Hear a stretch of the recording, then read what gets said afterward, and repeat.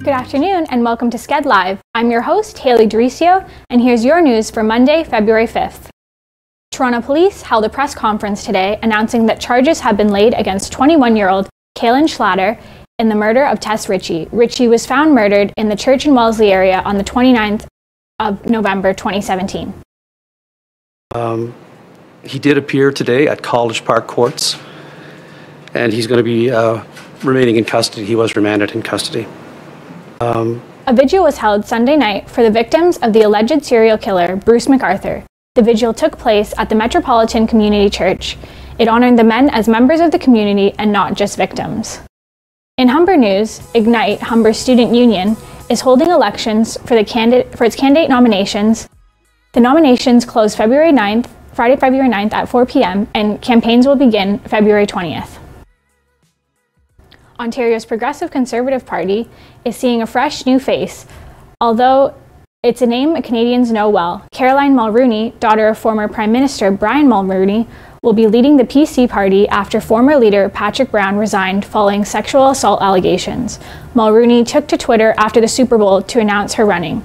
I spoke with Alessandra on other Super Bowl related news.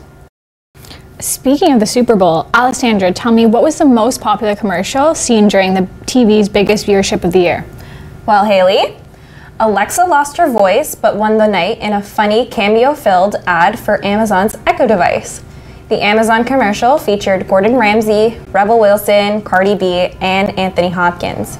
USA Today's ad meter ranks commercials during the Super Bowl based on consumer votes. So what came in second place? Coming in second place was the NFL commercial featuring quarterback Eli Manning and wide receiver Odell Beckham doing their version of the final dance scene from Dirty Dancing. According to Richard Deitch of Sports Illustrated, the cost to run a 30-second commercial during Super Bowl 52 was more than $5 million, and a total of $419 million came from this Super Bowl alone. Wow. And what were Prince fans saying about Justin Timberlake's tribute during the halftime show?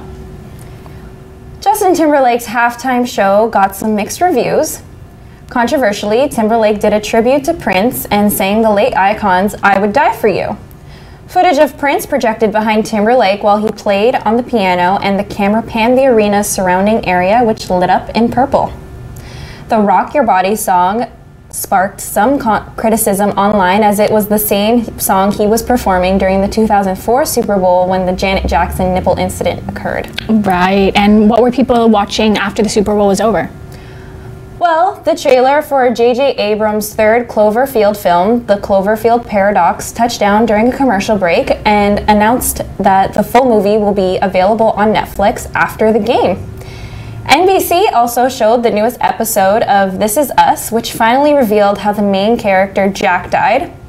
Ratings for the show were through the roof, as it easily became the most watched post-Super Bowl entertainment telecast in 6 years, according to Entertainment Weekly.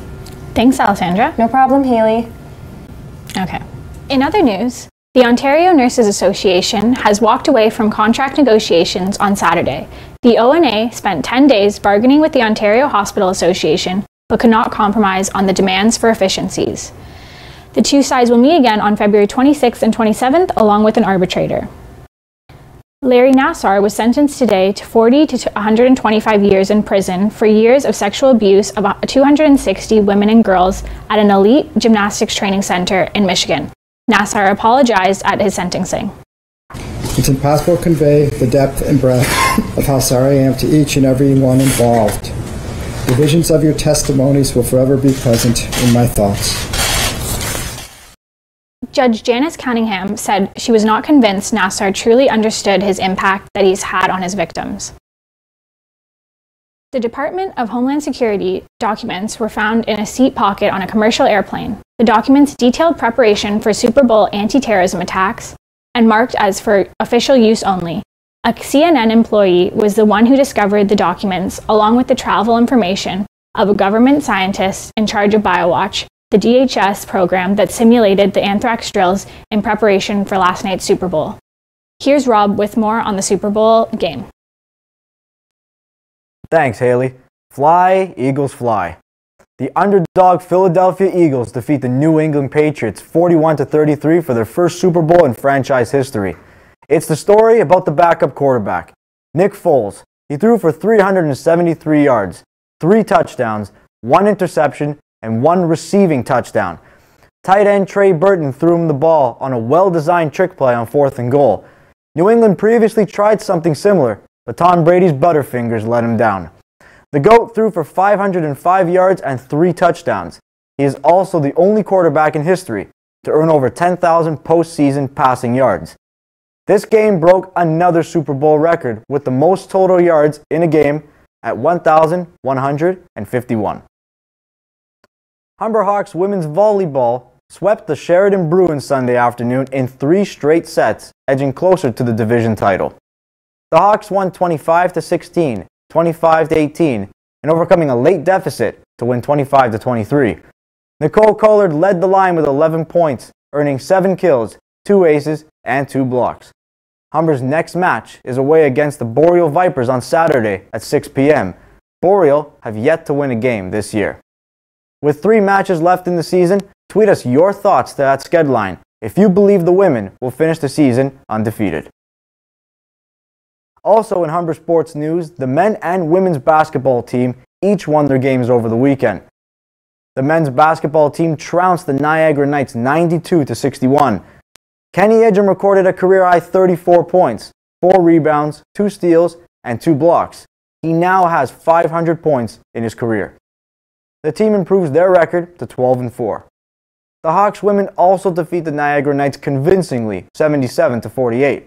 Alina Domingo recorded her 7th straight double-double with 27 points and 14 rebounds. The women's team have won their 74th consecutive OCAA game. Both the men and the women's teams travel to Mississauga to face U of T on Wednesday. The Toronto Raptors beat the Memphis Grizzlies yesterday 101-86. DeLon Wright had a team-high 15 points, 4 steals, and 4 rebounds. Philadelphia native Kyle Lowry chipped in with 11 points. The Raptors all-star point guard quickly caught a flight over to Minneapolis to cheer on his Eagles. This was the Raptors' 5th home victory against the Grizzlies. They are 21-4 at home this year. The Raptors host the Boston Celtics tomorrow night. Tip-off is at 7:30 in the Air Canada Centre. Now over to Alessandra for entertainment news. Thanks, Rob. Uma Thurman is ready to share her story about Harvey Weinstein. The actress, who starred in several blockbusters produced by Weinstein, gave a heart-shattering interview with the New York Times, where she detailed a series of disturbing incidents, including the alleged assault in the London hotel room. Through a spokesman, Weinstein has previously denied all allegations against him. A man has been arrested and charged with aggravated stalking and attempted kidnap with a weapon of Lana Del Rey on February 2nd. The singer shared a statement last night on Twitter assuring fans that she is doing fine. Lana thanks her fans for all the messages she has been receiving, and she is excited that the show will go on today in Hotlanta. Sex and the City actress Kim Cattrall took to social media Sunday asking her fans to help find her missing brother. It was later announced that day that Canadian police officers found Christopher Cattrall's body in a rural area of Blackfolds, Alberta. Kim later tweeted a thank you to her fans and announced the death of her brother. In not-so-shocking news, after months of rumors, Kylie Jenner announced yesterday the birth of her healthy baby girl, with a video and a statement released on her Twitter and Instagram. The video showed her pregnancy journey and also showed a glimpse of Kim Kardashian's new baby girl, Chicago. In Kylie's statement, she said the reason for keeping her pregnancy secret was a choice for her and her baby to remain positive and stress-free. That's what's making entertainment news. Let's go back to Haley. Thanks, Alessandra. This has been Sked Live, For Monday, February 5th, I'm Haley Dericio. For all of our coverage, go to skedline.com.